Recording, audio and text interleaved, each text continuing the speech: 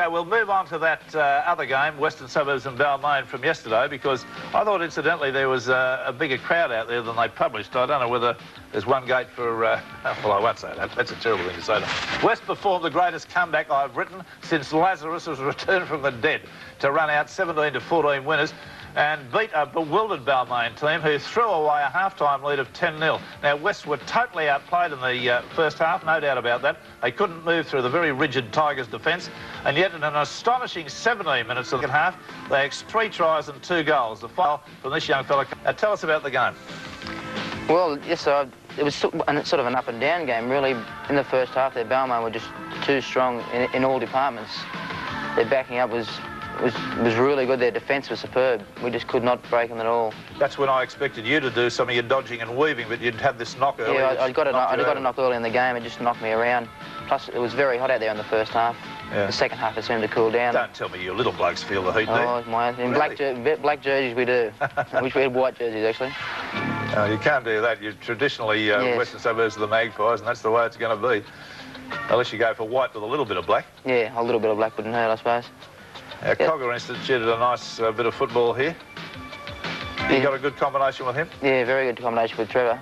I don't mind, who plays 5'8", really. I could have a combination with anyone, as long as I've got someone outside that's, willing to feed the backs and have a run every now and again. This bloke, I'd like to have a bucket of what he's on. I don't know whether it's hard drugs or soft drugs or no drugs or what it is, but I'd like a gross of it because it's made a new man of him. Every time a Kangaroo year comes around, Ian Schubert plays like there's no tomorrow. Yeah, I think he likes the trips to England, that's all. That's what it is, the free trips to England. That's what I think he likes. He's playing extraordinarily good football for the last month.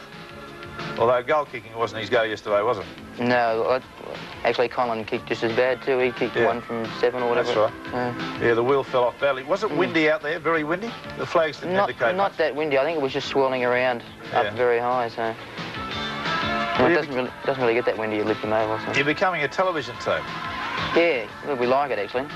We haven't been on TV for 5 years. All of a sudden we've been on 4 times in 1 year, so... Yeah, well, that was an awful tackle there. I want to just get on to Brooks in a moment because it was awful. It was really bad. There was no try on it. This fellow, Wilfred Williams, he would arguably be one of the best buys you've made, this fellow. He's incredible pace. Very good. He's one of the quickest men I've ever seen over any distance, really. Is that right? Yeah. He's just got that acceleration. He'd get there at train, he'd just be jogging alongside, and all of a sudden he'd just take off, and there's no way you can keep with him. It's extraordinary. I mean, he's virtually unheralded. He came from Eastern Suburbs. He came to Eastern Suburbs. Yeah. And they let him go. They apparently didn't impress them all that much. They let him go, and you guys picked him up straight away, huh? Well, Steve went out and seen him in the Aboriginal knockout at Henson Park. Yeah. And he apparently had a really big game out there in one of the Titans. How old was he? 25, I think. Really? I'm not sure. OK, well, let's have a look at a few of the incidents out of the game. That man we were talking about, Wilfred Williams. Now, watch the pace of him. There he goes. It's electrifying, isn't it? We've slowed it down so you get an idea of just what he can do. But, he's running 2 to 1, and there's Scott Gale, who's no slouch either, getting it onto you there, and plenty of backing up. But I got really shocked a couple of times, like on this occasion. He seems to be running slow. And then there's a little stutter with the feet, and then suddenly he props. He's able to change direction and start off pretty rapidly again. There he goes. He's got away from McCabe there. He runs into Wayne Pearce. Not too many get away from Wayne Pearce. No, that's right, yeah. But that's the sort of football this Wilfred Williams is. I've been a little bit shocked by the pace of the guy this year. Hardwick's run, it's worthwhile seeing. Just again, maybe you can talk to the people that missed the tackles here and tell them about it. I was one of them, actually. You were one of them, yeah. There you are. No, you're not. That wasn't you. The next one. Yeah.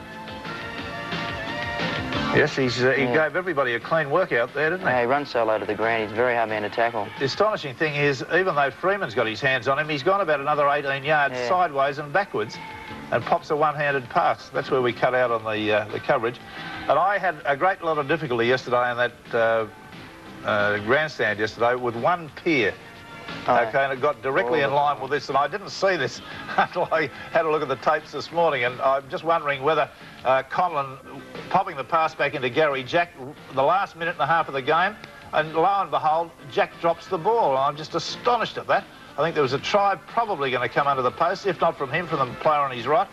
And I don't think I've ever seen him drop the ball in that No, circumstance he's just before. got very safe hands. He's a splendid player as a rule, and just to come up, that would have been the ball game too. Yes. So that's the story there. Now, just getting on to that matter I was going to say with David Brooks, I don't believe he's a prop forward.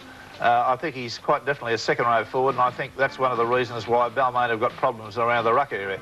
Now, I think questions must be asked about Balmain. They've squandered winning positions on 3 occasions this year. Now, I don't doubt the courage of the Balmain players, but I'm very much starting to doubt severely their mental attitude and their enthusiasm.